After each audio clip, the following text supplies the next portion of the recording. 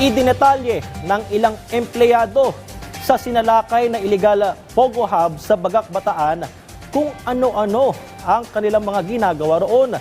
Yan ang ulat ni Rod Lagusan. Isang Pogo Hub na front ang isang BPO company ang target ng search warrant ng pinagsamang puwersa ng mga operatiba ng PAOK at PNP-CIDG kasama ang BI, AFP at DOJ sa isinagawang pagsalakay sa Central 1 sa Bagak, Bataan. Ayon sa PAOK, may ebidensya sila na nagpapakita na sangkot ito sa iba't ibang uri ng online scam, partikular na ang sports betting scam na walang permit mula sa PAGCOR. Aminado ang empleyado ng Pogo Hub na ito na may illegal na gawain dito.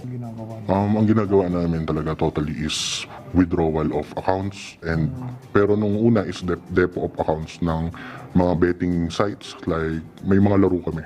For me, mainit-init talaga ang Central 1 kasi dahil sa Pogo nga. Which is, alam ko naman totoo Pogo, noon pa naman. Kwento pa ni John, nag-resign na siya dahil natatakot na rin siya sa illegal na gawain. Pera na ginagamit is MYR, Malaysian ringgit.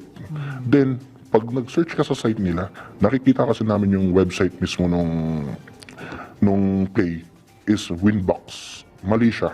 Number 1 sa Malaysia.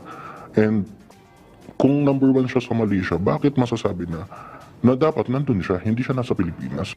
Pagsisiwalat pa nito na may customer service representative job pero may naka-assign din para sa betting game. Iba't ibang Malaysian bank din umano ang gamit nila para sa pagbibigay ng premyo. Base sa inisyal na investigasyon, sangkot ang kumpanya sa paggamit ng Winbox na isang online gambling platform na ban sa ibang mga bansa. Mismong si PAOK Undersecretary Gilbert Cruz nakita ang sandamakmak na mga cellphone na gumagamit ito para sa mga malakihang taya ng big players o mga VIP. Dagdag pa ni Cruz, nag-e-evolve na ang pamamaraan ng mga scammer. Marami kasing counterparts tayo sa na bansa dito sa ASEAN na malaki yung problema nila sa ganitong klase ng mga platforms, online gambling platforms like yung Winbox na sinasabi nila at yung nakikita natin. So hindi lang sa Pilipinas nag-exist ito, but problema din ito sa mga Asian countries.